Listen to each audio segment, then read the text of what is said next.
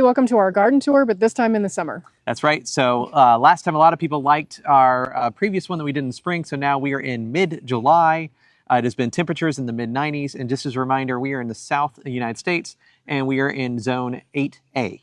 Yeah, and there have been some definite differences from the spring to the summer. Some plants look better in the summer and some look way worse. Yeah.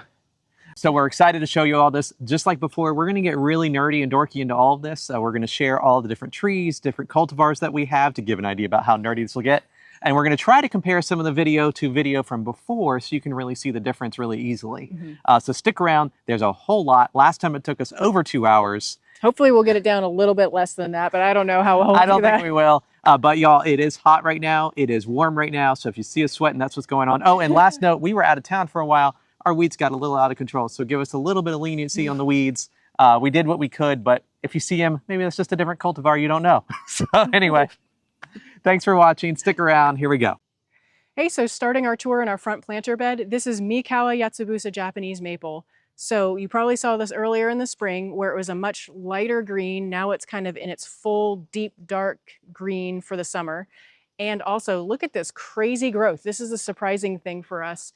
I know in the spring video, we said it grows like millimeters at a time, like little itty bitty bits, but this little guy has gone bonkers both here and down here. And actually on this one, you can see the difference in the new growth color versus the established summertime color.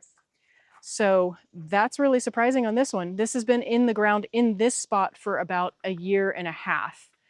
We had it healed in over there where we didn't know quite where we wanted it. So it was kind of in the ground before, but this guy has really grown a lot. And you can't even see in here where it's lopped off, where it had the kind of decapitation that it had earlier. All the leaves kind of like hide the spot where it was like broken. Yeah. So moving on, we have a couple of hostas here. I'm not sure how they're liking this spot. This is blue mouse ears right here. I think it's doing a lot better than it did in its pot. We had a bunch of these hostas for years, and I just didn't have great spots for them, so they just stayed in their pots, and then they got smaller and smaller and smaller over the years, so we planted a few of them. Right, and right now, I mean, just to be fair, it is in the sun right now. This only gets about 4 hours of sun. It still may be a little bit too much for the hosta, but yeah, check out that orange. Yeah, this one here is in more shade.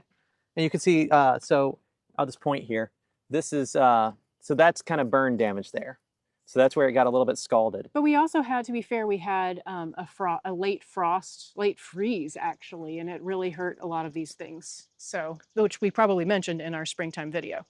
So another thing that has become much nicer, it just takes a long time for it to get going in the year, is this, which is Sherman's Northlight. I know for sure in our springtime video, everything else was looking gorgeous in the spring, and these were just kind of sad looking because they were just barely budding out. And it takes a while for these to bud out with their leaves. So, I mean, just look at it. It's so different than it was before. Yeah, I'd want you to like cut to a footage of it like from above too. It's really fun. And I like how these look so pretty from the side, but also from above. So on a tiered situation like this, looking down on them is really nice. So they're just kind of this limey green, bluish, frosty prettiness. And we have 1, 2, 3. Do we have a number 4 in here? Yeah, there's one a little further. It just looks, it's a little younger. Yeah, so we planted these here first. We got them all at the same time, but we planted the 3 first, had the 4th one in the back, moved it back over here, because these were so happy here. And this is the first time we've ever had these plants where they grew, kind of held on to their growth, and then didn't diminish. In other situations, they would grow, have their foliage for the year, and then they would kind of recede and kind of get smaller every year. They get smaller and smaller. And so these must be very happy here.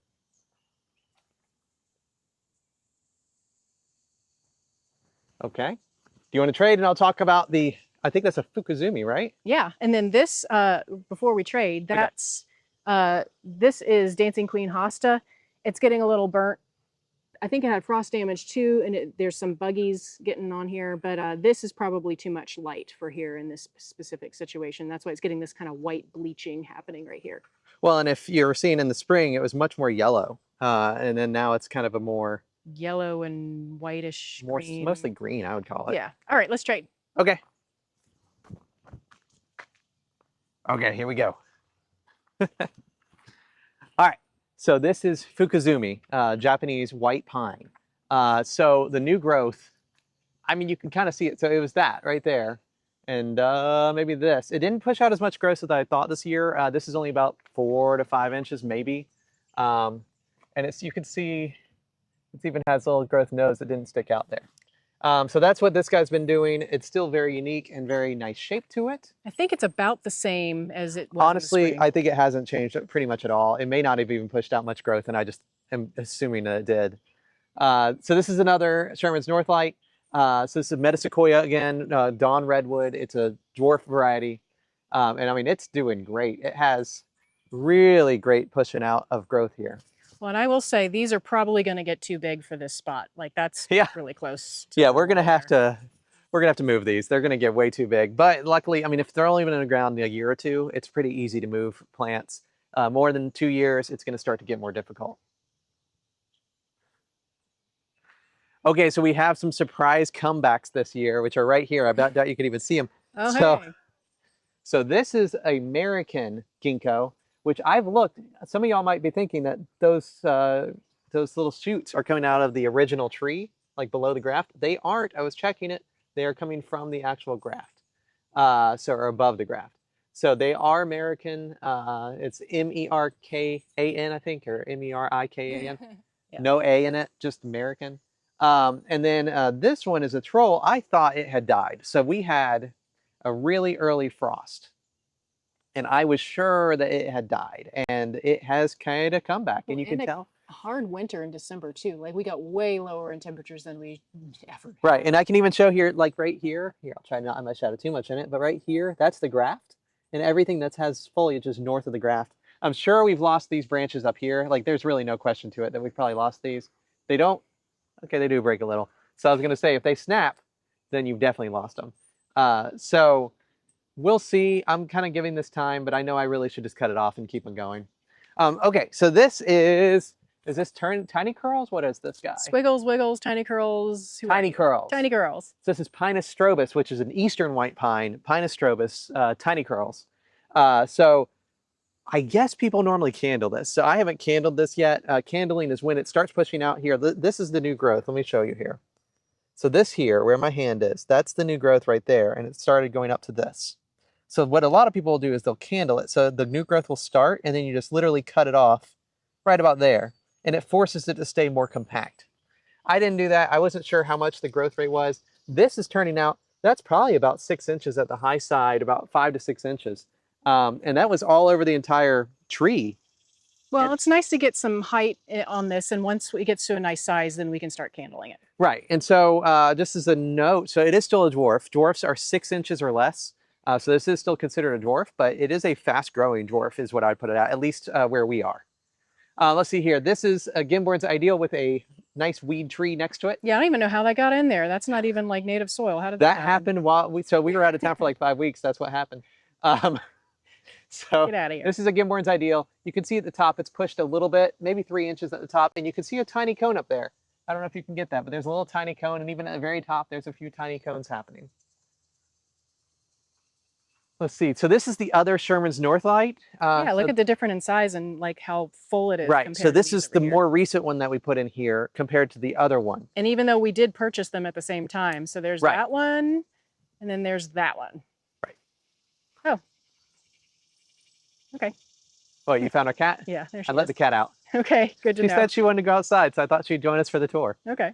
So this is a Sherman's Northlight that hasn't seen as much growth yet. So it should be happy here. It may be in slightly too much sun, but maybe not. And so it's doing pretty well, though. You can see the growth here is about, I don't know, I'd say that's about 4 inches or so. Our cat here is coming to inspect. Hello. Yes. Hi. Yeah, hi. All right, so here, I'll get up on this one and I'll tell you about this guy. And actually, let's trade. You may be able to see it better than I can. Oh, well, we got this guy first. Okay, so this is the not sea urchin. Yeah, it's whatever the tag says it is. I know we did this last time too. Guys, all right, well, we might have it somewhere. It's the not sea urchin is what I'll call it.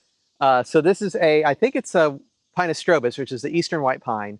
It has really significantly more growth than I thought it would. So that's probably 8 inches or so, maybe 7. I don't know that it's even 6 or under. And it has tiny cones at the top. So it's obviously loving where it is, and it's obviously favoring one side. Right now, its left side is pushing, while its right side, it's pushing a little less. So this fall, I might prune that back a little bit, or next spring, I might candle it. I don't know if I like this growth right here, but Yeah, well, that might be okay. We keep that and then, or let the candle that one and then let the rest of it yeah, catch let the up because it's rest getting a catch little up. asymmetrical over here. Yeah.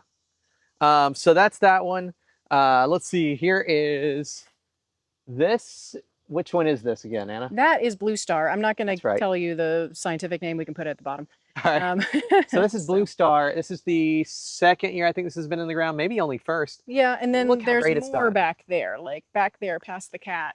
There's some more back there that have gone bonkers, and there's a few more back there that haven't done as well. Who knows why? I guess because those were in the ground for longer than these. And All then right. another Mikawa Another Yatsubusa. Mikawa. And look at this. This Mikawa as well, right here, has also pushed a whole lot of growth. Like this is really unexpected. We have never had Mikawas push this much growth. And this Mikawa is getting burned on the top. It has too much sun. Like you can tell right here, it has too much sun. But it is acclimating, obviously. I mean, And this was a temporary spot because we wanted to put this somewhere else in the backyard once we had some other things built. right. So, And so and these are way too tight. This is probably 8 inches of growth here. Like that's significant. So for Morikawa, that's huge. I'm really happy with that it's actually doing something. All right. Here, we'll trade out. Why don't you talk about the Japanese maple? Okay. Who are you? Are you Watnong? That is a Whatnong. This is, ooh, and spiders. So this is Watnong Japanese maple. And so it's a lace leaf, little weepy, but this one's super fun because it's known for its kind of like rainbow of colors. But this summer, the growth that came from the spring is now definitely just a green. It's nice and lacy, but it has another push in the summer, at least here, because we have a long growing season. So its push is this lovely red. So And that's his summer push. yeah, this is the summer push right here. This wasn't here earlier in the spring. It's done the second push and now it's got this nice red and it kind of has this kind of crown halo of red around the whole thing, which will be fun. Look at that. That's crazy. I'm going to say everything's crazy. All right, let's keep on going. Okay. So as opposed to, that is Watnong, also known as Dr. Brown. No. No. Who's Just Whatnong, also known as, oh, it'll take me a while. Okay. Is, well, Watnong. Baldsmith. Goldsmith. There you go. Well, Dr. Brown's also very pretty. And this is Orangiola, which they look very similar in the spring. That is a lot more lacy and delicate of a leaf, and this is a little bit more of your standard waterfall viridis kind of looking tree right now. Even though this is Orangiola, it's just kind of plain green in the summer. Right, let me come up and get a better look at it. Okay.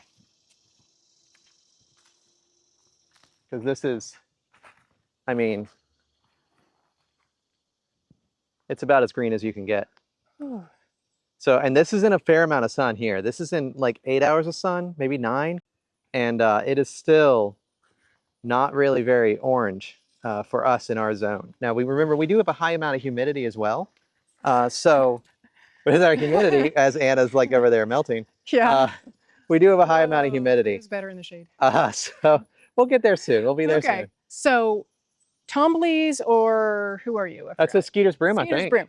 So Skeeter's broom, definitely not red anymore.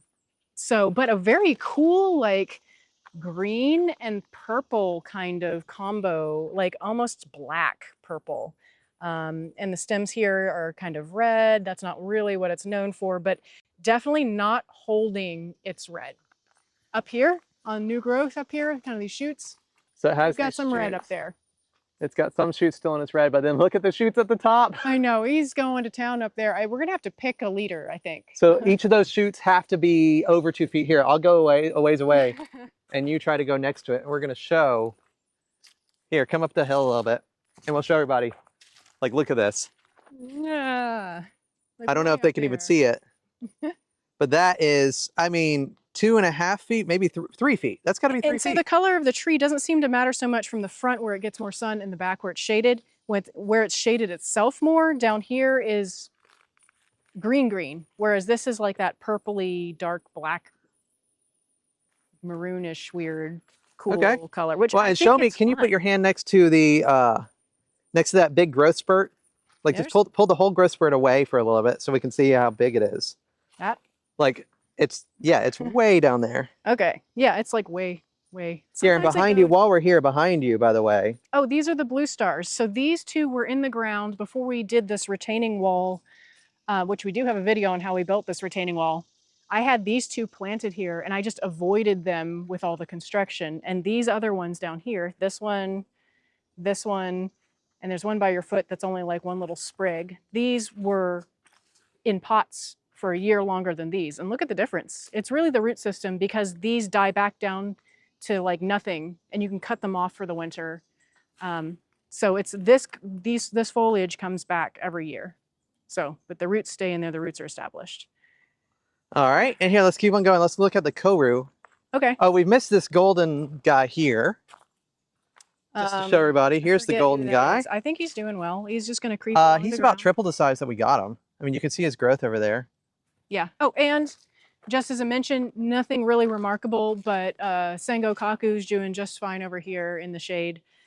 And then there's Miss Grace over there, Metasequoia. Not much. Miss Grace hasn't done much. Yeah, they're about the same as the spring. Not dead though. That's good. Okay. But yeah, this is fun. Even though if you're looking for a red, this is for us not holding its red, but kind of interesting and weird nonetheless. Like it's good. Yeah, it's nice to see, and it does stay very compact. I mean, it's very different than all the other greens around it, so that's cool. Okay. Oh, here we go. That is a Siberian cat, if anybody wants to know what breed she is. Yeah, you're in here with all the buggies. Yeah. Yeah. She likes to join us outside sometimes. Irises. There's a bearded iris? Bearded irises, various varieties. Various varieties are right here. The tags are in there somewhere. That's kind of like a light purple, almost white. Can you show us the growth on that koru? That's a koru, white pine right there. Okay. Got him out. Koru. Okay, y'all. So we traded out. So I'm going to start back with this one. This is a koru. It's had about 6 inches of growth here. I should be sure to note, if you could see this and see the Gimborn's Ideal, you could see that this one is much more blue. It almost kind of has like a white stripe in it compared to the Gimborn's Ideal and the Fukuzumi. I would say koru is much more of a blue, at least for us. So for us, that's really good. That's pretty blue for our zone. Our zone and temperature and humidity tends to melt most blues. So we don't really get a lot of strong blues. All right, so this is American Ginkgo. This is same as the one below. This one has done particularly well this year. It's probably got about, pretty dense. I mean, 8 inches of growth. It got much more dense. It's looking really, really happy and really good. It has a few stress leaves, but overall, it's looking really good. And it did get zapped by the winter, too. I guess the moral of the story is put your plants in the ground. Yeah. All of these are doing much better now that they're in the ground. Planted. Here is another Sherman's Northlight, just to see what this looks like. And you can now see these other guys from above.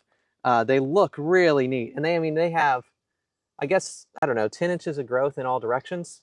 And it's getting more dense. So if you're considering a shrub or you want a shrub, maybe that's a little bit different.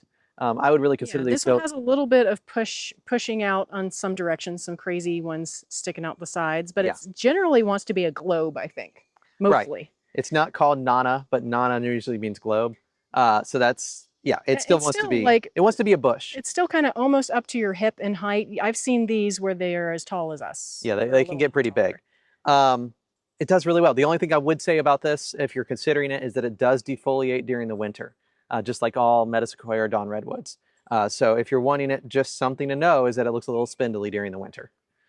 Okay, let's see here. Oh, here is a branch in Dancing Peacock. So this is the Dancing Peacock, or also known as a Contifolium Japanese maple. And so you can see here, its leaves are starting to kind of turn. They're mostly just a green, but they're a variety of shades of green. And some of them here, like the ones that are more exposed to the sun, like that one, you can see are starting to, they're starting to burn a little. And crisp up a little bit, yeah. But we did just transfer this one. This one was already here. This has been here for a minute. And it is much more dense than it was before. A Contifolium isn't always the densest Japanese maple. It's pretty sparse and more, I guess, Japanesey. It's very, like, has loud structure. action. So it's not always super dense. So I do like it, but it has filled out a lot more than it was last year. But yeah, it is pretty like open habit rather than a dense habit. Look at this guy. All right, so this is your standard basic for America, at least, is the Japanese maple Tamukiyama. Tamukiyama is known for being vigorous. It's known for being sun tolerant. It's known for pretty much wanting to live. And I mean, look at here is the growth here. That's over a foot easily. We have over here, if I pull this up here, let me see here. I mean, that's got to be near 2 feet, nearly 2 feet right there. And it was not this tall before. I think it did not come up to my chest before. Yeah.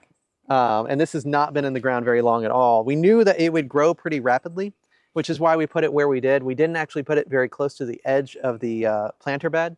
We set it back a little bit so that it will actually look. And it is not very red right now. It's again that kind of like weird transition between green and purple. Here where it's shading itself a little bit more, there's like a kind of a green leaf, but everything else is majority this Here, I kind can of pull like this back purple. and maybe you can see the green, but no, the shade's difficult. well, and it's really a burgundy almost is the color that I would call it. Yeah, but it's even almost not a red. It's not green, Yeah. It's not red, it's kind of a And this is mark. what most of our Japanese maples do in this area is they'll turn over to being like kind of this color. Our reds, our true reds in the zone 8A are a little bit hard to keep, and same for blues as well. But speaking of blues, here's another koru. So this koru, you can clearly see the growth here. That's this year's growth. Also these little guys, but that's the main growth there. And it's about 6 inches or so, or 7. And again, it's very blue-green. I'm really enjoying that it's this color. It's looking really nice. Especially back there compared to like something like Sherman's North Light back there in the background. Yeah, it's a nice difference. contrast. So this is Abiqua drinking gourd hosta. It is, again, this like nice cupped shaped with this waffly leaf. I think it's probably in a bit too much sun. It's getting this like kind of yellow color in here, whereas this is supposed to be a straight up just blue hosta. This is a great example, though, of what we're talking about when we say the blue melts away. Yeah, there is hard, like you can kind of see here, I don't know if you can, there's a little bit of this waxy blue right here, but here's just straight up green. So this is the wax that is supposed to be over this whole thing. I'm bet in New England, like it's just beautiful. This was a spot where I was like, it might be okay. It's probably going to just survive just fine. It's just not. Right, and this is about 5 hours of sun, and it has afternoon shade. Yep, and over here is Thunderhead. And so this will become quite a large tree. We probably might have to move him back a little bit. Just kind of like this lumpy cloud, thundercloud looking pine. Nice, straight up green color. Just a nice solid background for everything. It hasn't changed much since the spring.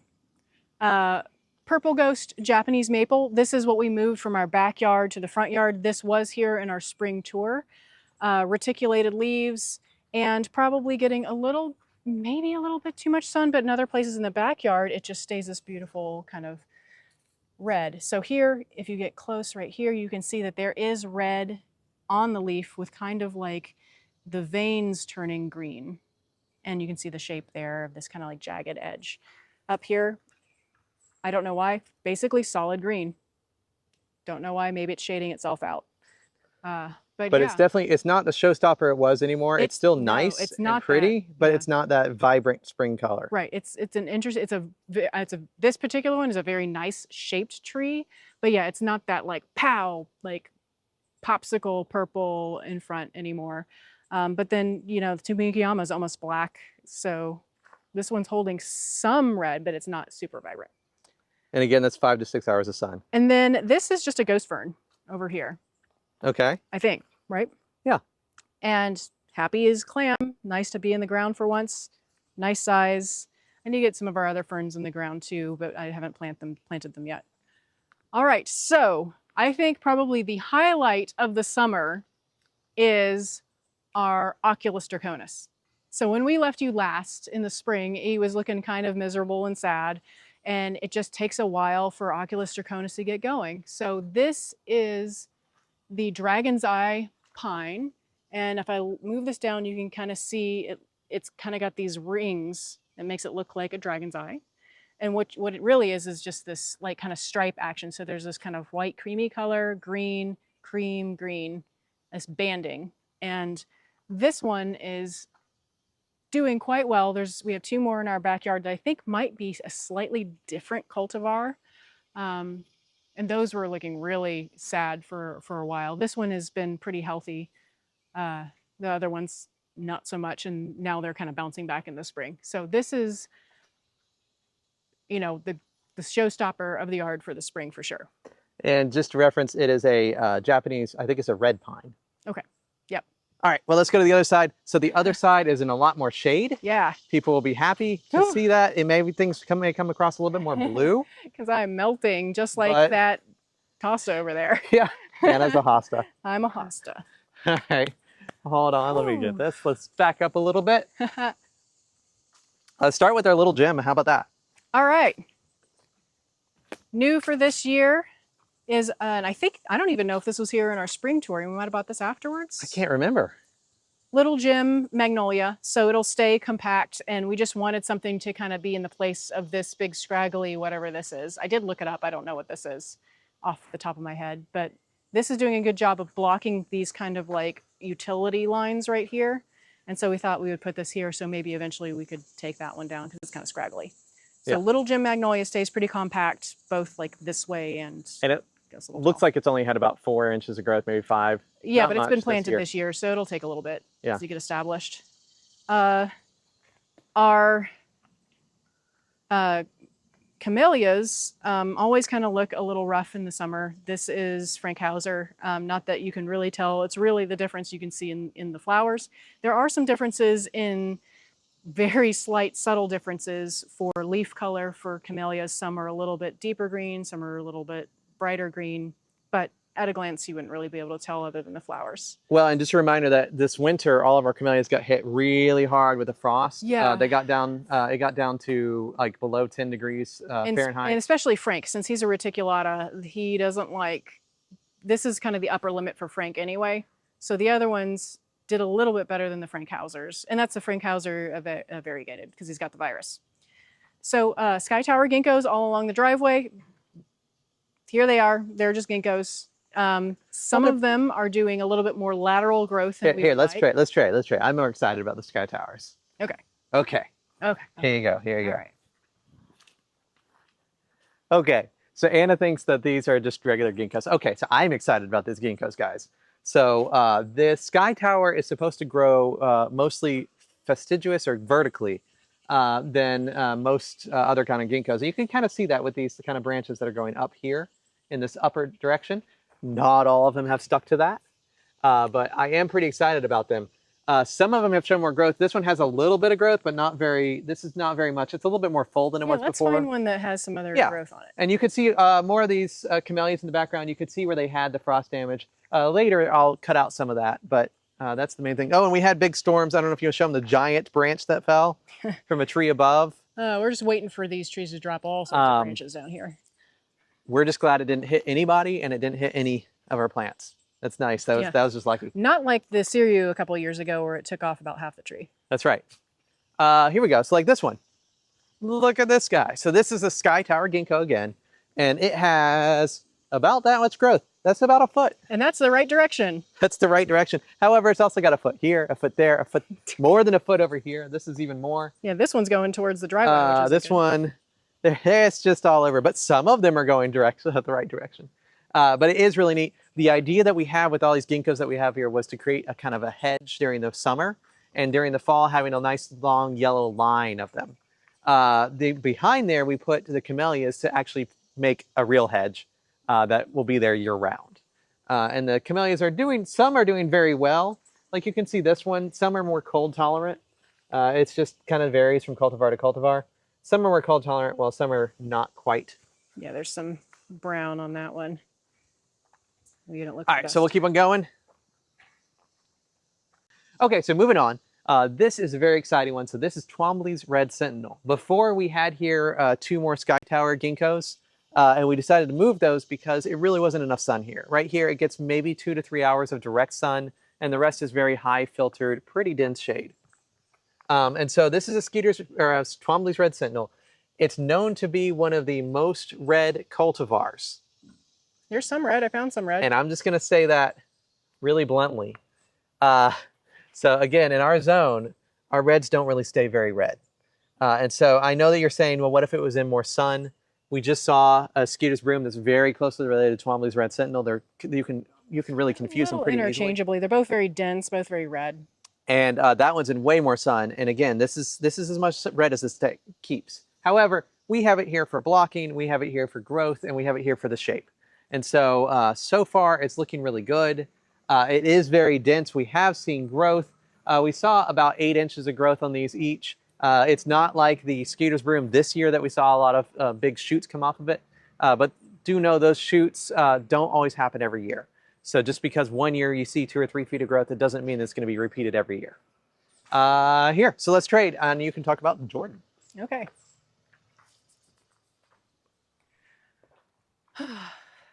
So we continue on with more camellias along here. We have kind of a nice line of camellias blocking just the woods over here. And this is our Jordan, one of many Jordans that we have. So compared to the background, this is a much lighter green. I really do like the leaf shape of Jordan. And over here, this is again the side of our yard that has probably some of the most shade. So this Jordan, this is holding on to its kind of lighter green, still not as chartreuse as it was in the springtime, but it's still lighter green comparatively to like what it could be, which is just a dark green. Right. So sometimes a Jordan can turn a really dark green. We've had it happen before when it's on a lot of shade. Yeah. But this is about 2 hours, 3 hours of sun here, and it's holding on pretty well right now. You can look at it compared to the background, especially the deep, dark woods back there. It kind of pops against the background, and that's what we wanted it to do. Yeah. So not nearly as crazy impressive as the springtime, but still kind of doing the thing that we wanted to do, which was kind of a bright light spot. And look at all these seeds. This is crazy. Again, craziness. All those seeds. That's probably where a bunch of our little seedlings come from, is Jordan. Another stick in the tree. And this right here, another red that is not so much red in the summertime is Pixie. And Pixie is spectacular in the springtime, very similar in like a showiness, I feel like, as the purple ghost. Right here, again, a lot of shades. So you can see the edges right here are more of this like purple burgundy. And as you get inside, even where it's shading itself out, very green. And actually kind of a lightish green, kind of similar to Jordan, not deep, deep, deep green like the Mikawa Yatsubusa. I mean, honestly, it's still very pretty. It has a lot of colors going on. Mm-hmm. It definitely attracts your attention. Yeah, multicolor kind of, I would say. Compared to the background, it's a pretty similar color to the background, so it's a little harder to see it than the Jordan. Yeah, it doesn't pop against the background as much as that Jordan does. And it does have some growth at the very top that is still, like, to my eyes, at least it's slightly different color than the rest. Well, and y'all, I say to my eyes because I am colorblind. So. Well, heading into the more like sad disappointment category of the summer is butterfly. All three of our butterflies. So the butterflies, Japanese maples. Yes, butterflies, Japanese maples. These are like astounding in the spring. I think I said they were exemplary examples of butterflies in our springtime. And they kind of, ours in particular do this where they kind of like, they seem to drop leaves. I don't see leaves on the ground, but they seem to just be very sparse and thin. They get what looks like kind of crispy, almost looks like somebody's come along and munched off their leaves, but I don't think that's the case. I don't think this is bug damage. They just kind of they just struggle a little bit. Right. Here's some reversion right here. So that's what reversion looks like. We'll keep an eye on that if that is truly reversion or if next year this particular branch ends up looking like the rest of it. Sometimes new growth does that. Yeah, new growth is sometimes green. But yeah, let me look at this one here, like just so they can see, like it was much more full during the spring. I think you did trim these a little bit because no, I haven't this year. Oh, okay, because I thought butterfly kind of gets a little bunchy, like the branches kind of bunch together, and you do kind of need these need a little bit more pruning, where some of the other Japanese maples will kind of self-select off branches that they don't want and kind of abandon ship on those. Right. Right now, which is something that is not a happy thing for us to have in our yard, is Japanese stilt grass. So this is a weed It comes back, it seeds itself and comes back annually. It's very pretty. It almost looks like that Japanese fountain grass. It's very pretty. But the reason why it's so tall over here is I haven't physically ripped it out, and I really can't get the lawnmower over here. We have a little bit in our grass, in our lawn, that I can mow, but Japanese silk grass likes the edge of woods, and that's what we have here. It's invasive, it's no good, even though it can be pretty, but it can get pretty tall. So even though it's pretty, you don't want it in your yard. It's just difficult to deal with. And yeah, I mean, it's, yeah, 3 feet tall, really dense. At one point, it covered most of our backyard. Yeah. And it was pretty bad. That happened in a year. Yeah, well, the first year we cleared the land, and not like with a dozer or anything. We like used hand loppers and took trees down. So for 1 year, our yard was just a big kind of like dirt pit. And then the next year I was like, oh, what's that? And then I looked into it and it was all over the yard. It took advantage and then we had to really work hard at pulling all of it out, mowing, keeping it down before it would spread its seeds for the next year, and bagging. Anyway, it's you don't want it. Yeah, if you see it, try to kill it. Yeah. So over here, this was our Tamukiyama in more shade than over there in the sun. This was our graft that we did that was successful. Out of like a bunch of like 20 grafts that we did, we only had like 2 successful ones. So this is one of them. It's still in a pot. And I would say it's kind of a similar color to the one that's in a lot more sun. This is tons more shade over here. Yeah. And similar looking, kind of that like dark burgundy mystery color. And these are air layers of our camellias right there. Which we need to move those now. Yeah, those have been. They had good growth though. Yeah, those are camellias that are air layers that have been, we accidentally left on the tree and were on the tree for over a year. Then we were like, whoops, there they are, and took them out. All right, well, it may not look like it, but this is Geisha Gone Wild, surprisingly. So Geisha Gone Wild is normally a beautiful magenta color, and we have one over there in way more sun that is still holding on to its magenta, which is kind of turned to like a salmon bleached out pink. This is green. You still have the variegation in the leaf where you have kind of this darker color and this lighter color in here, but this was magenta in the spring, and it is no longer. It's just kind of a nice mid-level green. Nice shaped tree, but definitely not pink magenta, which is, I'm sure, what everyone's looking for in this cultivar. Well, but okay, so just a couple things in defense. It was in the sun. It gets maybe an hour to an hour and a half of sun. Yeah. The rest of it is just like what we're seeing right now, which is a deep filtered shade by the time we get to the summer. Yeah, and it's a very pretty pale magenta over here in this spot in the spring.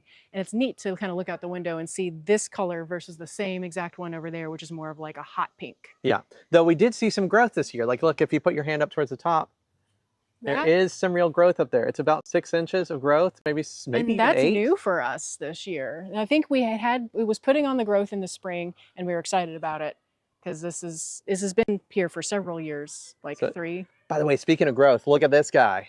So this is our summer gold. We purchased it from the same seller around the same time as the Geisha Gone Wild. And this one has been a disappointment in the way that it never really grew too much. And I think I said this spring we were excited because we observed some new growth on it for once, finally. And we've had this how many years? Like before we moved to this house. We've had this for probably 7 or 8 years now, I think. And it's been roughly around this size. But look at how much growth it's had. Like, it just went off in all directions. Yeah, it's like this. What is that, 10 or 12 inches of growth at the top? Yeah. And I can't really show you, but at the top it's going to be like almost... So finally it's growing. 16 inches of growth maybe. But I'm not quite sure how the soil is in this spot. I think the owner of our house before us had a bunch of like trees chipped and just dumped the chips in this vicinity. So it's broken down. Like, they were definitely broken down before we got here, but it was very spongy and soft. So I don't know if that has anything to do with it like struggling for a little bit and then finally taking off, but who knows? We also have our chips that we dumped here for a chip drop earlier. It's a good spot. Well, and behind you, we can now see the shed that we've been working on. Yeah. So that's the Japanese like styled shed. We're starting to feel more Japanese. There's a lot more we have to do on it. But we've been having fun with it. I'm looking forward to windows. All right. Well, again, some more hostas over there, which I need to plant, which are surprisingly doing okay. and the camellia air layers that are doing okay. Like Yeah. some of them aren't doing so great. Most of them are doing okay. Upside down wheelbarrow. Well, so the water doesn't stay in there and rust it. I see. And So then these are seedlings, right? we have seedling, seedling, seedling, and seedling. So 1, 2, 3, 4, just kind of like blocking. Seedlings tend to have a higher growth rate than the grafted or air layered cultivars. So we just wanted like big trees over here just to block the neighbors, and they're doing that. Well, and these are seedling Japanese maples. Yeah. Just and to make sure we're so saying what they look are. how I mean, they're seedlings. You don't know what you're going to get. So look at the shape of this leaf right here versus this much smaller leaf that's got some mildew on it. So I'm not going to touch that. But like much smaller leaf over here. This is also a seedling right here. And then this seedling over here. These, and like one of these turns kind of yellowish in the fall. One turns orangey red. So you just don't know what you're going to get. Yeah, and you did plant some hostas back there. Yeah, like I actually got some hostas in the ground for once. So that's Can you good. show us what they are? I don't remember. A lot of them, their labels fade, and you just have to go with. I think they're Blue Angel, the two left and Those right. might be Blue Angels. This might be Striptease, or I'm not even sure anymore. Okay, so we traded out. We were talking about the seedling Japanese maples. We have planted some hostas. I think that's a Blue Angel and something else. They're doing okay. And these Japanese maples here are just, if we didn't point it out, they're just green. I mean, this is what they do most of the year. They do have a good fall color though. All right, so then this is our Hagoromo. Hanezu. I think it's Hanezu. Hanezu. Hagoromo. Red feather. It's a red, well, it's the orange feather version. Yep. And if you come close here, you can see that a lot of its leaves are actually dying and falling off. So here's the leaves coming off. Turning brown and crispy, but it's in so much shade over here. Yeah, it's in almost pure shade. It's got about an hour's worth of morning sun. It had a lot of sun in the spring, but now that it's getting shade, it started doing this pretty early on though. Well, this is the one that used to be over there in the front yard, and we replaced it with the purple ghost because it was doing this. It was crisping up, and we're like, oh, this is too much sun. But right, so this is even less. Shade. Yeah, this is less sun than it was in before, and it still is having some issues. So just showing you what this is looking like. It still has some leaves. It's not dead. It's going to be fine. Next fall or next spring, it'll look great, but we're probably not going to get fall colors. But it does its job. And back here, by the way, is this is the camellia air layer that we did. Most camellias are made by cuts. Like you cut them and you start them. So they're not normally from seed. So this isn't abnormal, but I mean, this camellia here has, I don't know, 16 inches of growth right there. Yeah, these are pretty happy. And look at this variegation on this leaf. Some people don't like it. I like it a lot. So that's fun. It's because of the virus. Well, and you can see here, by the way, if you look at this leaf, you can see the cold damage. So that's from the frosted cold damage, where it just looks really different than the others. Some of the others here. So these had probably pushed out a little bit earlier than these, and they got hit by that freezing or frost damage. All right, let's head over here. Okay, heading over here. All right, I'm going to come back at this angle. Okay, here, back up even more, and we'll show both of these. I'm doing it. I'm backing it up. Okay, so this is a Hubs Red Willow. So the Hubs Red Willow, it puts on a lot of growth. This year it put on about 8 inches or so, in some spots up there especially. You can see it is still a little red. It's probably a red-green now. Okay, not as red, mostly green. Kind of that weird maroon. Yeah, kind of weird maroon. It's not as dark as the Tamukiyama. It's a little bit lighter. And then look at it compared to this. And it still does. Okay, so here, this is the Scolopendrifolium.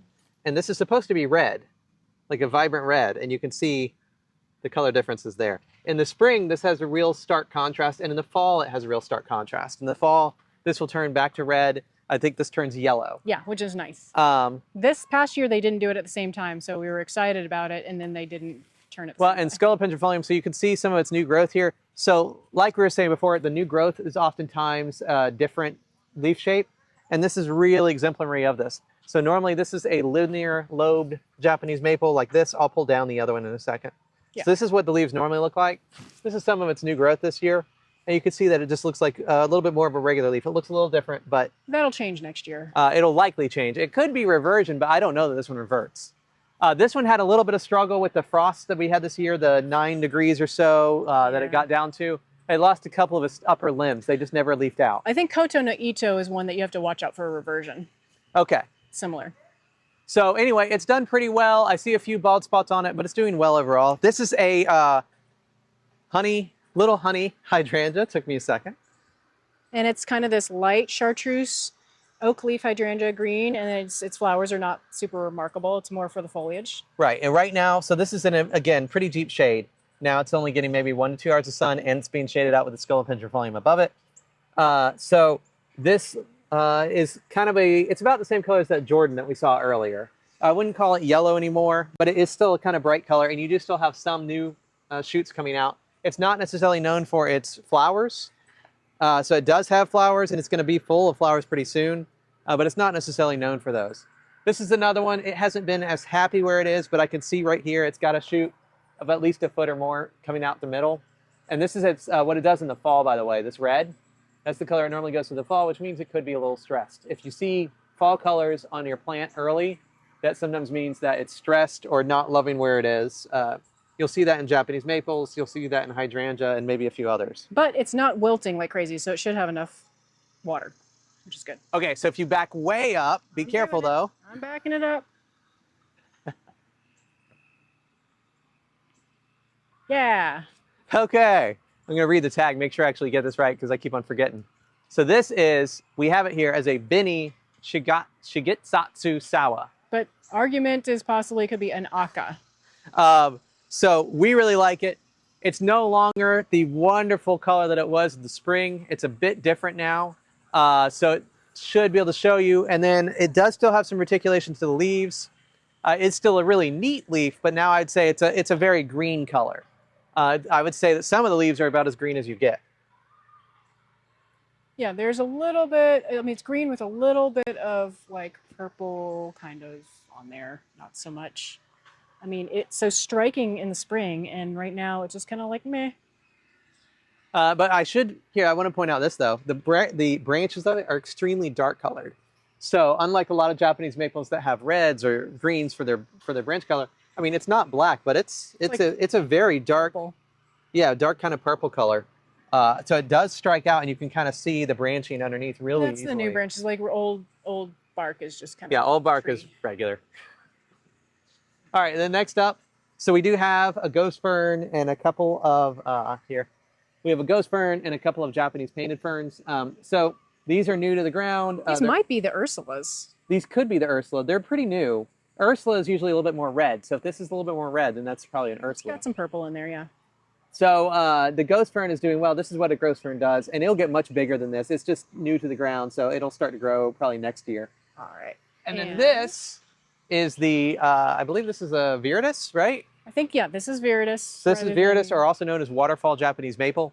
You can see it's really pendulous. It's coming down. It has about 8 inches of growth. And I would say this looks about the same as it did in the spring. Like, not much remarkable difference. No, not a huge difference. I think the colors have muted now. I think they've all turned to mostly kind of a homogeneous green rather than having a lot of different colors. But it's still really nice. It's definitely one to have in your yard or your garden. It's a pretty nice one to have. Here, we'll keep it going. There's a pokeweed in a pot. Yeah, pokeweed. We get a lot of pokeweeds here that they just show up. Another ghost fern, just to show what that one looks like. It's just there.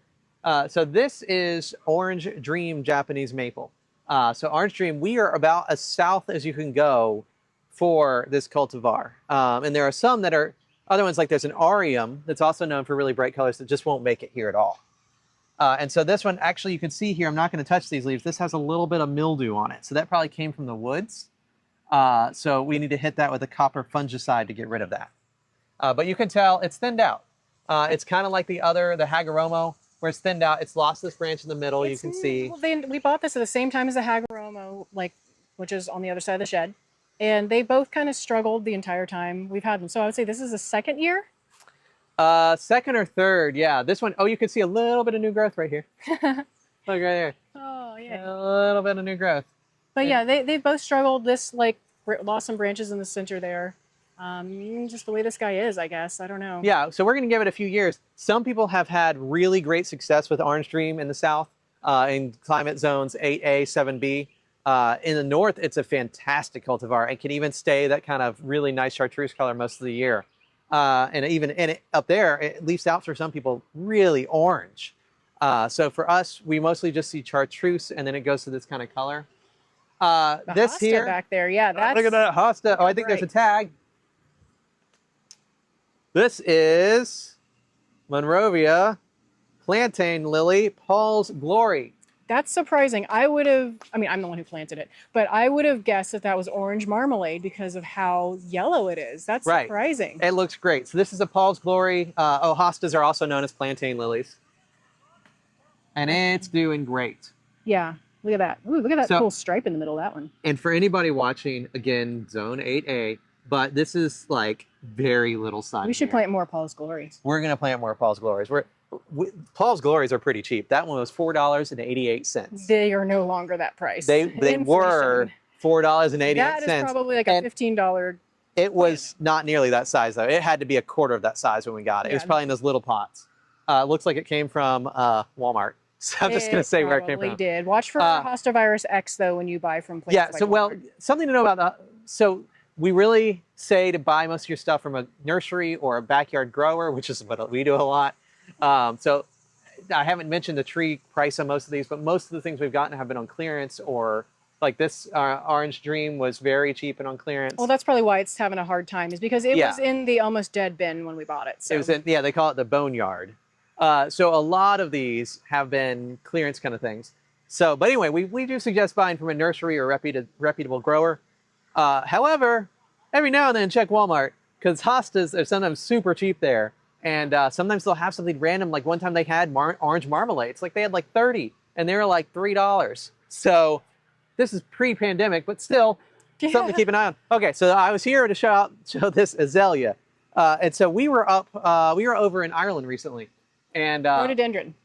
Oh, rhododendron. I'm sorry, you're right. But rhododendrons are azaleas. Okay, but not so- all azaleas are rhododendrons. Okay, so this is a rhododendron. We were over in Ireland. They had gigantic rhododendrons. I mean, huge. It was like almost 30 like feet when you tall. go to North Carolina with the mountain laurel all over the place, but even crazier. It was crazy. So I'm really, so I've told Anna we need to just plant these all over in the woods, like in well, I mean, not our property. they tend to be like finicky. Either they take off or they don't. So, Yeah, but this one is a purple magenta type of purple flower in the spring. and it has about 6 inches of growth is what I'm seeing here.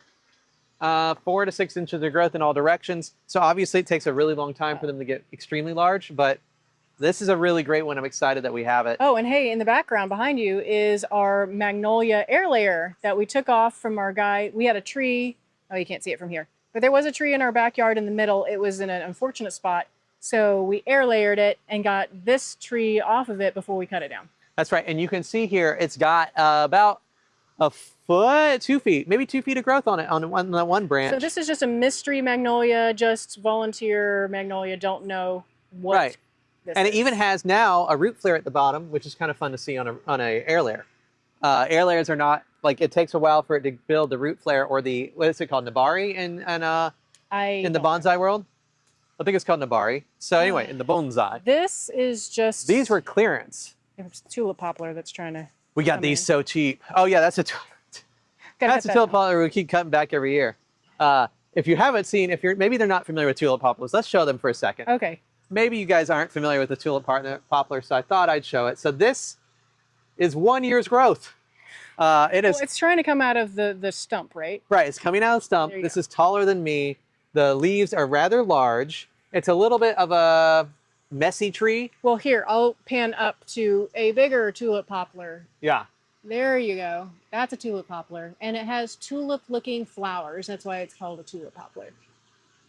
And so tulip poplars are pretty quick to seed.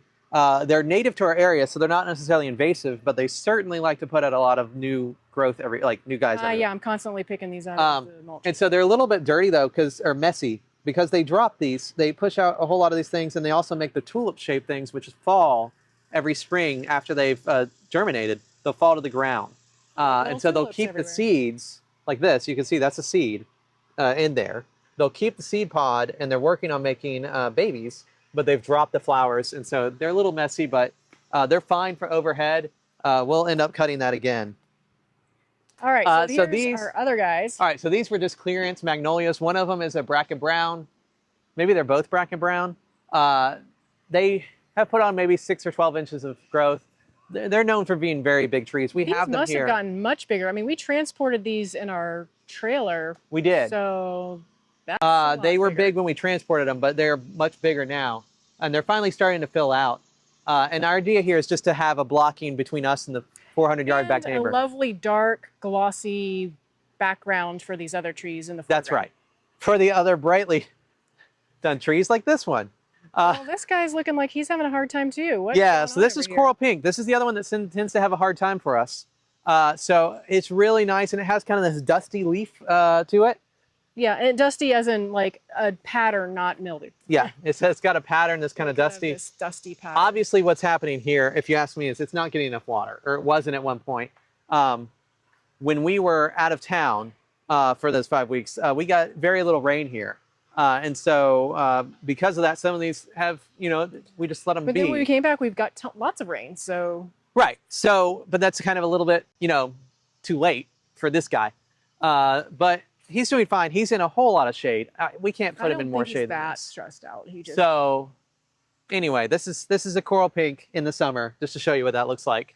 Here's Meanwhile, hosta that came with the coral pink, and we've got some autumn ferns right here, and there's another Japanese painted fern down here. Japanese painted fern and some hostas. Are these Junes? These, I think, are 3 Junes, which is very interesting because in the spring, June looks very similar to Paul's Glory, which we saw over there, which was, look how orange that guy is. I mean, similar as in the blues and the yellows were a similar color. This looks very different now. All right, and then look at this guy. So this is Oridono Nishiki Japanese maple. It's gotten a ton of growth. It's in the same growing condition as that coral pink over there. Exact same conditions. They are about 10 feet apart, maybe 12 feet apart. Guys, I mean, look at this. This guy has no problem at all. He has a few little crispy leaves at the very edge, and that's it. But this guy's loving life. He also did have some variegation on him. So at the very ends here, now ours is particular. It doesn't really show much variegation, but at the very ends, when it's done growing, it can put out a few little bit of variegation. The whole tree is supposed to look like that. Yeah, the whole tree. It does not. But it has a great growth rate. This year it didn't push as much. It probably only pushed about 10 inches or so. But that's still pretty good for a Japanese maple. The year before it pushed at least 2 feet.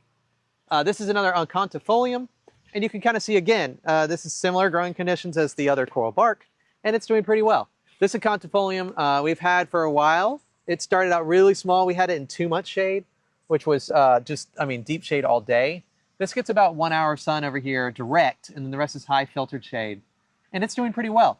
This one, if it doesn't curl up, which the leaves are still looking good at this point, so there's a chance. If this doesn't get all crispy from the sun or the heat, then it will have some fantastic fall colors.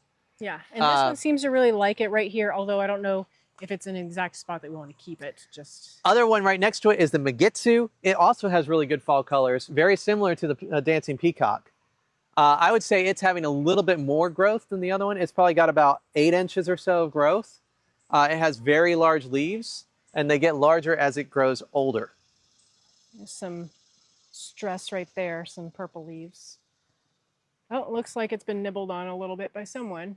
Yeah, we do have a deer that comes by every now and then. Okay, so this is the Siriu seedling. I'm not sure if I might have some footage from years before of how small it was when we started out. This guy has grown a lot. So he's probably growing, this year I only see 10 inches of growth or so, but he hasn't had a second push yet. We're still kind of early in the summer. We're about mid-July. So there's still a chance that he'll do a second. Well, and we call push. this Siriu seedling because it looks like a Siriu, but it was definitely from the backyard grower. He was like, this is not one, this came Right. from seed. So he's like, I'm just calling it Siriu seedling because, I mean, it looks exactly like a Siriu. Well, so that's going to be the only thing it can be almost. And it's showing this growth right now, even though it's in, again, limited sun. It's maybe 1 hour of direct sun in the morning. So the growth rate is pretty good for how much shade it's receiving. Yeah, it's doing really well. These guys, on the other hand, so this is Ukigumo, or floating cloud Japanese maple. And it's okay. So a lot of other ones that we've seen are very white most of the year. Some people have even said, yes, this isn't fake. For ours, they look about like this. I honestly haven't been that impressed. I think there are other things we could put here, like some sort of dogwood. Right, so this is definite reversion now. So this is the second year this has been like this, so I need to Yeah, come so here and maybe cut out all some these. sort of like white edge dogwood instead of these, because these aren't really doing what we wanted them to do. And I say them Right. because we have two. Over Yeah, here we in have the a second corner. one They're right nice and here. tall. They're nice, they're tall. We honestly just might end up transplanting them into a pot this fall and then selling them to somebody next spring for what we paid, just so we don't lose any money. They are bigger than when we bought them. They just aren't necessarily what we want right there. Here's some more camellias in the background. They did all push a good bit of growth. They are starting to actually grow. Please excuse the weeds. And then how about we trade? You can show us summer gold, Jordan, and all that. Okay. Okay. All right, come with me to this area of the yard that I can show you some Jordans and summer golds compared to the ones that are in the super shade. These are in a little less shade, but not all the sun. Well, and we have one summer gold later that's in full sun. Yeah. So this is summer gold, a lot more chartreuse. This is in not as much shade as the first one I showed you. We have another summer gold over there and some more sun. But this is really holding its chartreuse a lot better, I'd say.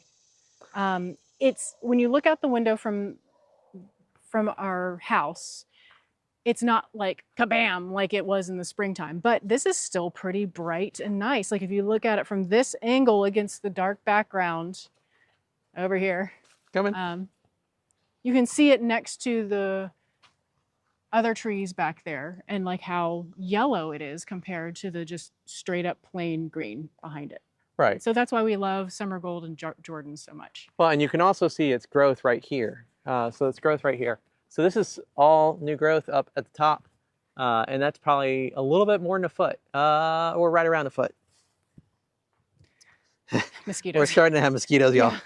So that's summer gold, and very similar conditions. This is Jordan, which has got some mildew, which we really need to take care of. That's a lot more rabbit. Again, it's near it's near the woods. So yeah. But here, I'm going to show you. So there's Jordan next to Anna. Yeah. So and this is something that I highlighted in our spring video, or emphasized, is that Jordan is more chartreuse in the spring. Summer gold starts out more regular green. And by the summer happens, they kind of switch positions. So now you can see summer gold is more chartreuse and Jordan is more of a kind of a plain green. Still kind of a lighter green than just some of the other cultivars, but you know, so it's interesting. Let me just point out, if anything, the Jordan here that's closest to us, that has, if anything, more sun than the one in the back right, the summer gold. But just a smidgen. Right, but they both probably are getting about 4 hours of sun right now. But yeah, so now they've switched positions where the summer gold is more gold and the Jordan is more green, and so appropriately named summer golds. So pretty good name. All right.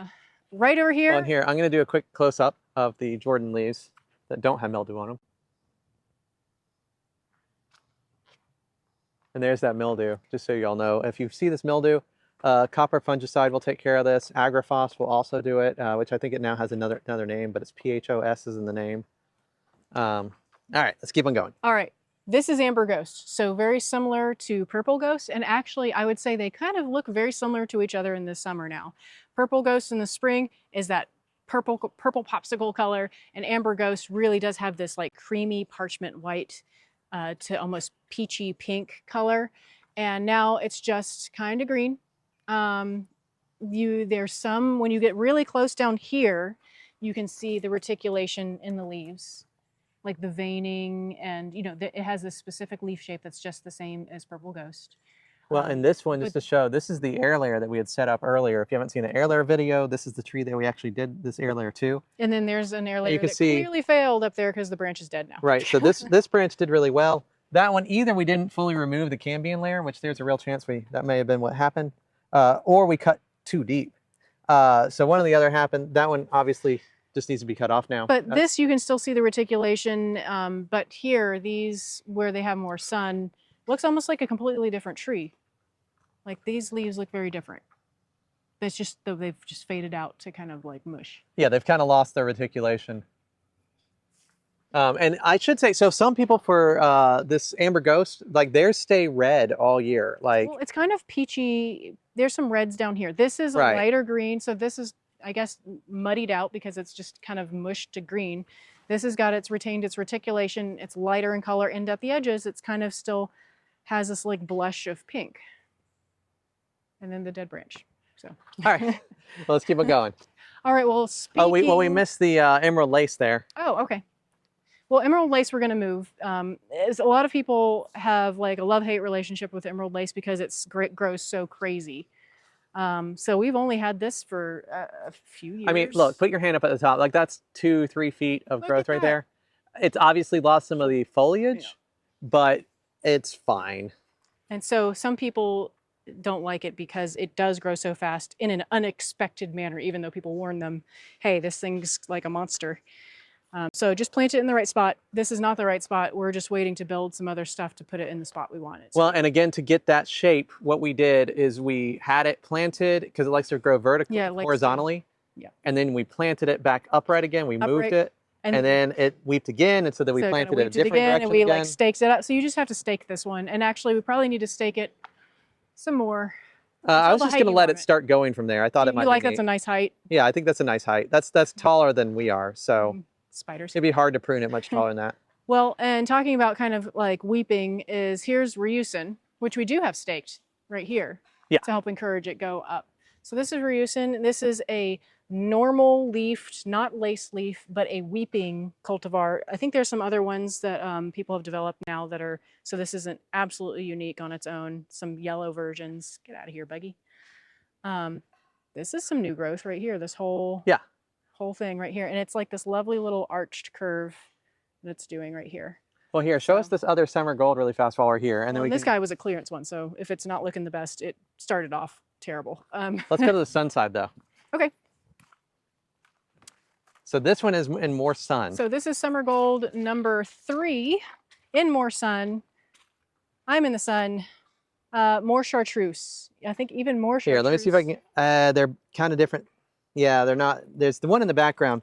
It's in the shade, so it's going to be really hard to compare. But I would say this is about 3 shades lighter of lime green, chartreuse green, than the one in more shade. So this is now and this roughly was its growth at some point. I don't know if this was this year, but this right here. Well, oops. I zoomed in. Oh. So this is about 4 to 6 hours of sun. There's the growth that Anna's showing, and up top it's got like 2 feet of growth. Well, and I'm uphill from it, but I'm 5'6". Here, let me get in. I'm going to try to get like what this actually looks like here. If it'll focus. There it goes. Well, and you can kind of see these two are in sun here. This is summer gold, and this is Jordan. That's right. So both in sunlight right now rather than shade. Jordan, not quite as bright as chartreuse in color. Right. But something fun's going on down here with, this is our air layer on Jordan, which did not die, but it might be a little stressed out because this is getting the fall color change early or mid-July still. And these are very red. Well, not very red, but compared to summer red. I think it's getting a little stressed out because, here, let me move it may be. Because this is coming off of our air layer that we did down there. So you can see the air layer. That's the big giant aluminum foil thing down there. Big air layer. We'll see if this one survives. That's a pretty massive air layer. I think it's going to do okay. I think if it's okay right now, we need to check the roots though a little bit. It's about time to check. Maybe we'll check them later before, like we can check them later. Yeah. All right, well, let's keep on going. Okay. Well, back into the shade a little bit. This is where we're over here with a contifolium again. This is a pixie. So another supposed to be red. And you can see that it is, like it's got this maroon color. Kind of reminds me of an Emperor one or a Bloodgood in the summertime a little bit. It kind of like maroon color. And again, where it's shaded, shading itself out, green. Just straight up Here, let me see the green.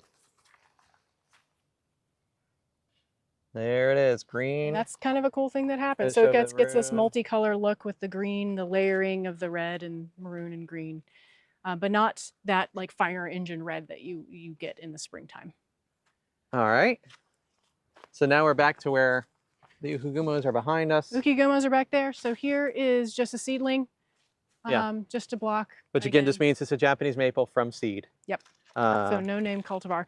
This has been surprising this year that this bihu has been so yellow.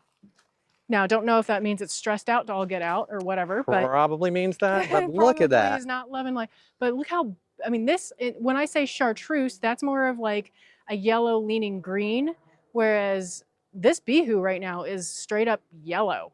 Kind of like some of the hostas over there were yellow. Bihu is known for its yellow bark, which is right in here. You can kind of see the yellow bark. It's kind of turning to a bit brown, but there's its yellow bark. But look at these leaves. Bihu usually dies back for us every year, so it's not unusual that it's looking a little tough right now. Well, and honestly, I remember in the past, Bihu normally actually has a summer push of growth. Okay. Almost always, at least this one. So far, obviously, it hasn't started yet. And these weren't boneyard clearance, but they were like end of the year kind of clearance at the nursery we bought them from. They weren't looking, no, we got them clearance. They weren't looking great. They gave it to us. And we bought two, and one died pretty immediately, and then this one didn't. So, okay. All right, some camellias, pretty happy with the growth. These looking pretty happy. We have what looks like drip irrigation. We have since like turned that off. We just had that there just to get things going the first year. Okay, and then what is it? All right, so this was an Oculus draconis, very specific cultivar, don't remember. It's a more white cream, I forget which one, sorry, Byron. Yeah, forgot. This is the second one that's died. Ours died, and then we had one for my mom, and then she gave us hers, and then it died. So apparently they don't like it here. They don't, yeah. Well, and your mother's zone is 7B, and we're 8A. So it is a one zone difference. That might be all it takes. So this is our other graft that we did, our other successful graft. We had a Tamukiyama graft over in the shade in the woods. And this is our other graft. So this is our graveyard Japanese maple. So cemetery, we can make it sound better. Okay, this is our cemetery Japanese maple. There's and I said in the spring video, this is our beautiful Japanese maple. It was in more shade than this, I believe, in the cemetery because they had just overhead shade, but it stayed red all year. Like this beautiful kind of like orangey red. And so we were like, ooh, that's nice. Let's go sneak in there and get a little cutting. Yes, we took a cutting, we grafted it. So we got a cutting. I'm actually surprised that it's just straight up green, honestly, right now, because last year in the summer it was holding on to its red. So that's why I liked it so much, is because I was like, oh, maybe it'll hold its red. Maybe as it shades itself out, it'll keep red on the lower branches. And so unlike the other ones that are red and the shading itself out turns green, maybe it'll shade itself out and be red. I don't know. But I'm happy that this was a graft and it was successful, and we did a thing. So. Oh my gosh, it is hot. It is getting warm. So all right, Conchifolium again. We already talked about that earlier. This is a Megitsu. Oh, sorry, a Megitsu. Megitsu, big giant leaves. They're fun. Right here, put your hand. Bigger. Yeah. Hand for scale. They're fun. They're just neat. Some trees are really neat to have close up, and some are neat for far away viewing. This is kind of a fun close up because you can get close and be like, what's happening over here with this leaf? Kind of like at the butterfly too. It's just very neat close up. All right, can you show the Gimborn's Ideal really fast? Oh, we had a Gimborn's Ideal in the front planter bed. So here's this one. This is many years older, and it's several feet taller than I am now. Our Gimborn's Ideal in the front is little. Same grower. Hi, Byron. Yeah, kind of a bluish green, but it has a little, this one's getting a little bit of the little back sides where they turn a little white on the needles on this one. On that particular one, well, the one in the front didn't do that, really. Yeah, it could be a difference in sun. That one up front maybe more sun we than pointed this out the Koru had this and the Gimborn's Ideal didn't, but over here it does, so. All right, and then we have a Pixie. Pixie, this is our crazy Pixie that, one year it goes like boom, and then the other year it goes boom. And so this is a weird, this particular Pixie does that. The other ones are a nice normal tree shape. This one's unique. It's a very low graft. Very low graft, and it does one big shoot at a time each year, so. And it's a Pixie Japanese maple, and to our right is a... This is, not Gimborn's Ideal, that's the... I know, that's what I was just thinking too. This is a Jarmaine's Gyration. Yes. So it's a naturally gyrating, undulating, lace leaf, weeping Japanese maple. It's said to be one of the fastest growing lace leaf weeping Japanese maples. Earlier we showed you the viridis that we had. This is supposed to be much faster growing. I'm uphill standing from, so if I come over here, We bought this, when we bought this, we rented a pickup truck and we were able to fit it in the back crew cab part of the pickup. And so now it's been several years. Yeah, you might be right. So this is much bigger. You wouldn't be able to fit this inside a pickup truck now. I mean, you could fit it in the bed. Yeah, but we did fit it inside the back seat of a pickup before when we bought it. All right. Which next? Up next is... Well, here to the right is another Gimborn's Ideal. Another Gimborn's Ideal with a wormy. Get out of here, you. You just have to pick them up and move them. You got them. Okay. And then behind you is the big old Siriu. Siriu. So this Siriu is definitely not the size when we bought it, but it's getting nice size. It is. So it's probably, I don't know, I'd call it at 15 feet tall now, maybe only 13 or 14, but nice and shade. It's tall. Anna went in the shade because she's a hosta. Well, I'm a hosta. You didn't see that earlier. That wouldn't make any sense. Okay, so Oculus draconis was the highlight of the summer. And here is our other Oculus draconis, which I think finally now we could be safe to say that these branches are finally actually dead after 2 years, and we can cut these off. But Oculus draconis, up there. We have another one over there. This is a tree that we need to suppress. It does look good at the top. I was going to say it looks really scraggly, but it actually does look good at the top now. And, you know, this one, it seems to have shorter banding. The one up front, it had these kind of long bands of green, cream, green, cream. This seems to be shorter. Shorter Maybe bits. the whole needles are, I mean, it's probably a different cultivar. It's probably slightly different. I think it's a different cultivar, even though this is Oculus draconis. It could be. I think the one in the front might have been the more creamy white. I don't know. We'll see. We'll get an expert here to tell us. Yeah, if you know, guys, let us know. Here, I'll try to get a close-up of those needles so you can see. I don't know if they're getting in focus, but that's what these look like. All right, and then I'll go. Oh my gosh, now it's getting hot. Now we're probably about 90 degrees right now. I don't know what the temperature. This is Shishigashira Japanese maple. Nice, deep, dark, deep, solid, straightforward green. Hunter green, maybe. It's got this cool, like, thick layering. Different than the Mikawa Yatsubusa. Smaller leaves, more like crunchy kind of feeling leaves. Lion's mane. It's doing well in the sun. Yeah, and this was a small little 2-gallon guy. When we let me make sure to point out, so where Anna is right now, you have Shishigashira and a lot of sun. It's doing well. The Siriu over to our left is doing great. The Germain's gyration is doing well. Jordan is doing okay and fine back there, and Summer Gold is doing well. Megitsu's doing well. This Pixie's is kind of doing the most sun of our yard from. Yeah, so where we're about to go, more sun as we walk back. And to the these are exciting. Well, we have back here our line of Yoshino cryptomerias that we created for a hedge type space, and then they weren't growing as fast as we wanted them to, so we put in these Patty Fay deodars. And these are new this year. We planted them this spring. They are more blue cultivar of just deodars. We have other deodars in our, which are cedars. We have other deodars in our yard that we planted several years ago that are much larger, but we found these, and I would have planted these from the get-go if I knew about them. They are more expensive though than a seedling. They are more expensive, to be fair. Over here in the sun, we have the one guy that's kind of holding its red for once, which is a Tombly's Red Sentinel. I think it's actually a Skeeter's. A Skeeter's broom. So this is a Skeeter's broom. Yeah, you're right. It's got the little nubbies. Skeeter's broom. So we had a Skeeter's broom in the front planter bed, which I thought got comparable light to down to over here, but I may be wrong because look how red this is. The one in the front was that almost black color. Yeah. And this is the same one. This is the one that's actually holding red. Now it could just be. And we bought it from the same grower. Yeah, this is the same time, same grower. Everything's basically the same age. This one's red. I don't know if it's the particular tree to the particular tree or the conditions, but this tree, I would say, is officially red in the summer. Right. Well, and it's getting about 6 hours of sun right here, maybe 7, maybe even 8, depending. I mean, the sun comes this way and over, so once it gets past the tree line, we start getting shade from this way in the very late evening. But and then this is a little yew that's growing there. It doesn't say on here, I think, what kind. It's got the kind that's got the little yellow bits. Does it have a name? No, it doesn't. It just says. Okay, so this is the yew. I'll try to put the name up. Korean gold. Okay, Korean gold yew. And when we bought it, it didn't have this yellow bits to it. Right, it was in too much shade. So it has to be in a certain amount of sun, about 6 hours or so, to get that yellow. But you don't want it in too much sun because it'll burn in too much sun. All right, well, speaking of sun, this got shifted over a little bit more. This is Reuben. And this is our spectacular highlight of the spring. It leaves out before everybody else. So it's the first one to leaf out.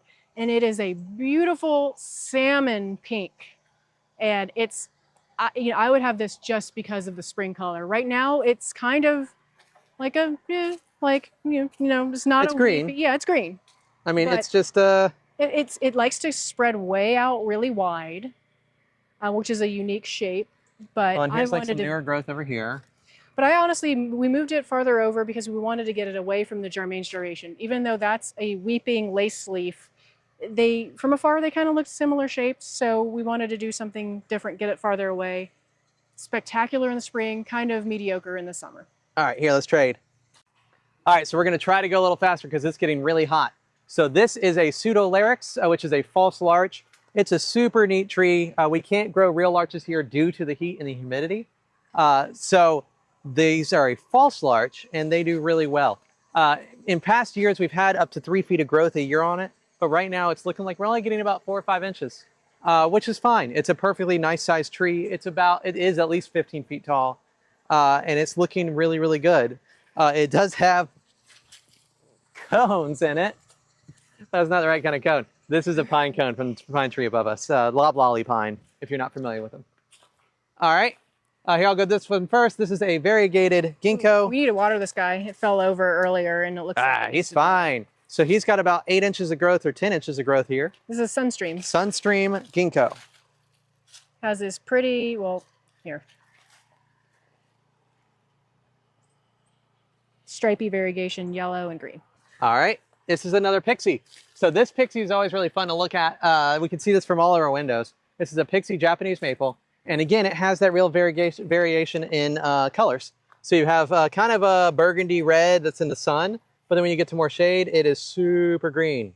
This is another sky tower ginkgo. So this one got hit really hard with the frost earlier. Just as all its leaves were coming out, it got hit. So it does have some new growth, but it's just good that it's alive. Well, and this one back here leafed out earlier than the ones on the side of the driveway. So that's a difference in either warmth or light, for sure. Okay, so this is a regular deodar here, just a deodar seedling. Nice and soft and wispy. It's a very soft color. This one I put here, I didn't think it would do very well. We do have to have, I think I have a conduit pipe back there actually keeping it up because it's in really soft soil for now. But it's a very pretty, very, very pretty cultivar. All right, there is our Oculus draconis, number 3. That's right. So this is Oculus draconis, number 3. This one is probably in the most amount of sun. It probably gets about 9 hours of sun here or more. And yeah, this one's similar to the one also back here with the short, like banding. Yeah, and I'm not sure that these leaves are completely pushed out yet because they aren't quite out. They're more sort of cone shaped. Yeah, they're not like But this one is probably our best large one right now. All right. Let me show this gold rush dawn redwood, which we didn't show the one in the front. We may have to show that, but here's a gold rush dawn redwood during the summer in our zone 8A conditions, and it's doing just fine. It has no water coming to it at all right now, at least so far this year. It's got the new growth is a little bit more yellow-green, whereas the other branches, the ones that get sun, are a little bit lighter color. And then you can see back here, the ones that are back here get a little bit more green. This green here, even this darker green, is probably as light as the Jordan that we showed earlier, that we said was bright. All right, and here is another purple ghost. That's right, another purple ghost Japanese maple. And this is the one that's usually most impressive in the spring. Yeah, and it's grown a lot. So this one, again, it pushes out, I don't know, 8 inches or so a year. Yeah, and I say it's just kind of brassy looking from afar. Yeah, so it's definitely not a straight green anymore, or it's not a straight red. It's not a straight green, though. It's kind of in the middle. So it's kind of like a red, green, burgundy kind of color. You can't see as much reticulation as you could before. If you go in the deep shade here, which here, if you can put the camera in the shade, and you may be able to get that, where you can see, and the leaves in the shade actually still do have it. All right, here is our summer gold that's in the most sun.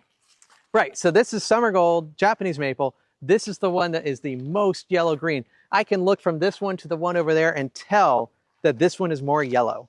This one gets about 11 hours of sun here. This is the most intense. By the way, the purple ghost also gets about 11 hours of sun.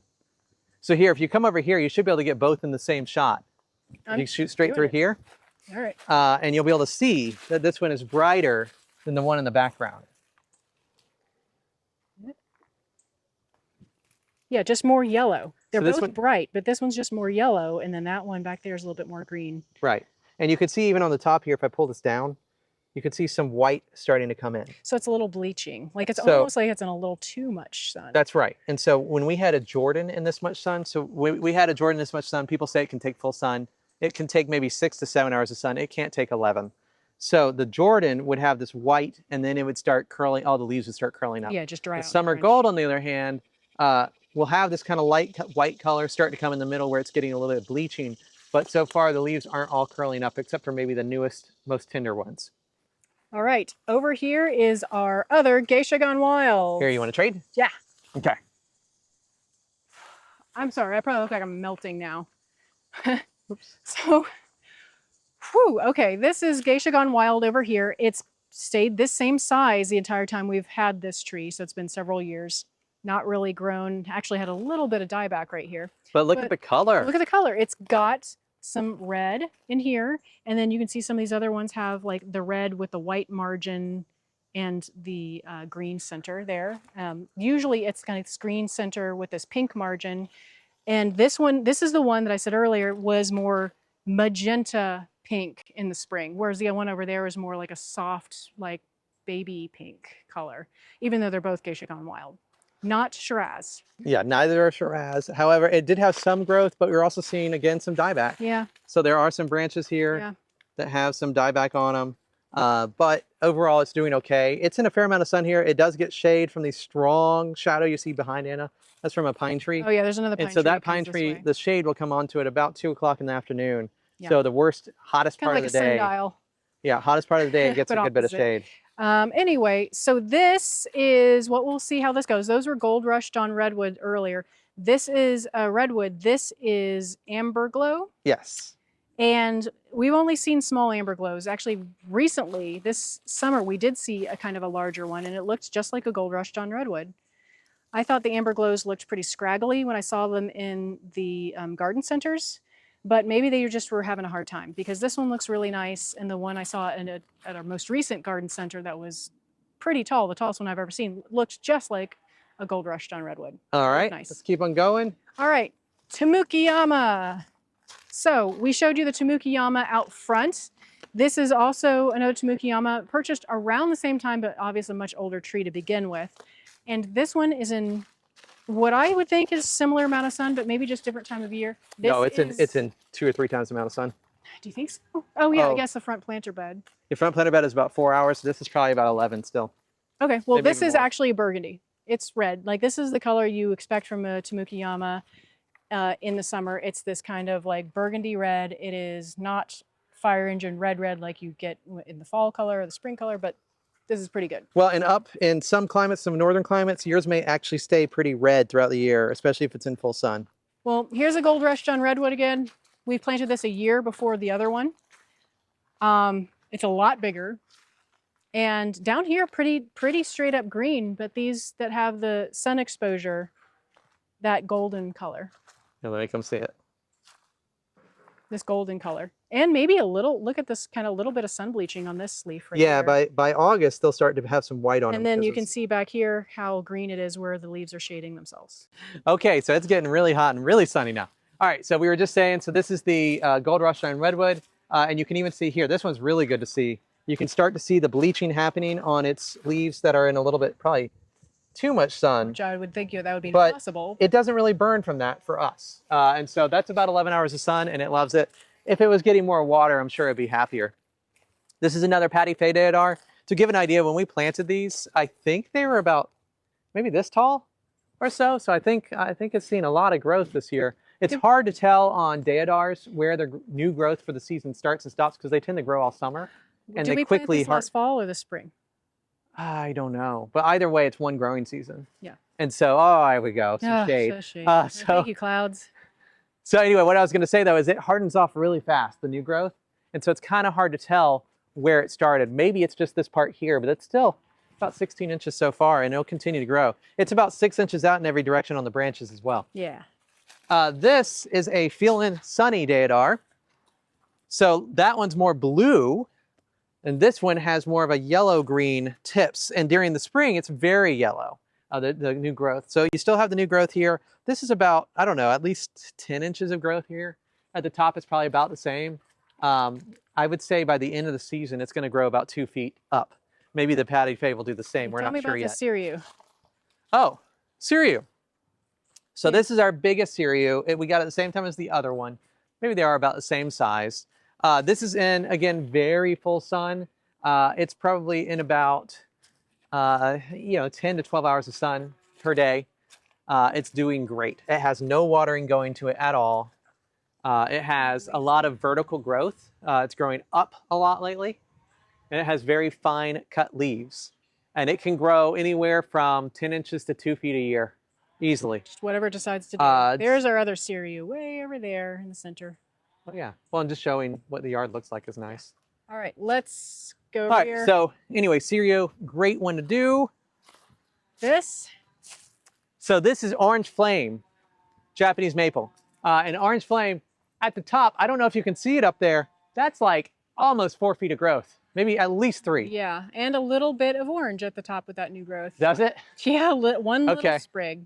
So most of it has turned green by this point. If you want to come see this, the green is just a standard green. I would say it's like same color as some grass green. Like it's just a nice vibrant. I want to say, is this just a seedling? I know it's orange, labeled as Orange Flame as we bought it, but I think it could just be a plain old seedling. It could have been a mislabeled seedling. I'm not upset about that. Yeah, I like the growth rate. It's not orange anything.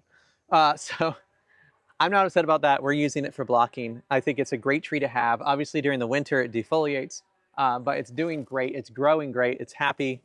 I'm going to be okay with it. Here, let's go look at these Sengokaku though. Okay. Because these weren't doing well earlier. And so I thought I'd show them again. This is the one, by the way, these little spiders, this is a Joro spider that's in there. Oh, those have been coming in. Apparently they're invasive, but not that invasive. So anyway, so this is Sengokaku. This is the one that was not doing so well, and you can see it's still not doing the best. This one probably isn't in quite enough sun. Yeah, it looked like it abandoned some branches in the backside, so we ended up trimming those off. Right, I'm expecting it to grow forward. And then this one here is doing the best, and you can still see it's in a fair amount of shade. This small one here and this small one here were air layers.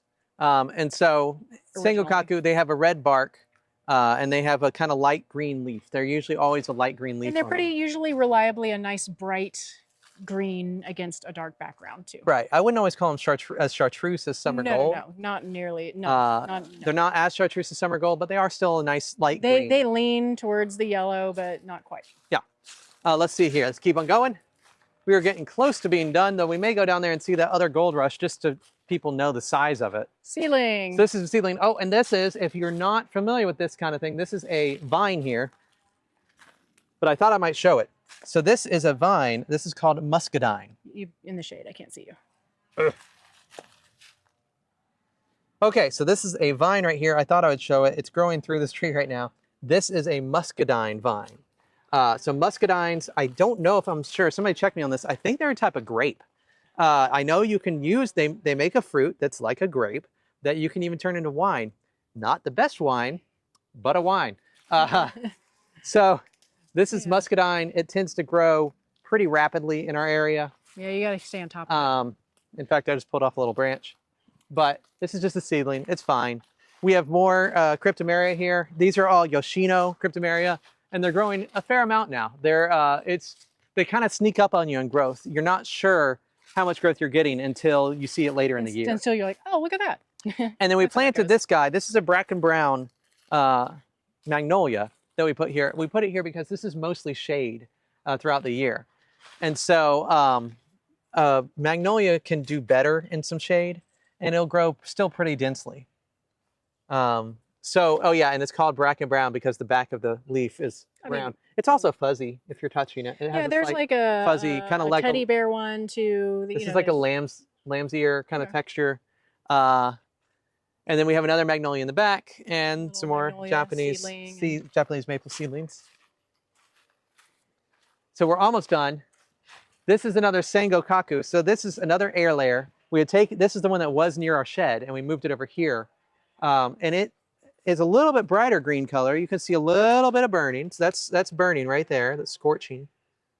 But overall, it's doing really well, especially with only being planted this last fall and having absolutely no for the water. crazy cold weather we had and now the crazy hot weather we've had. It's doing decently. Yeah, I mean, it has some dieback, which is what I'm pulling off here, but it's doing pretty well. Let's go look at this, this guy here. I think this is a Skeeter's broom.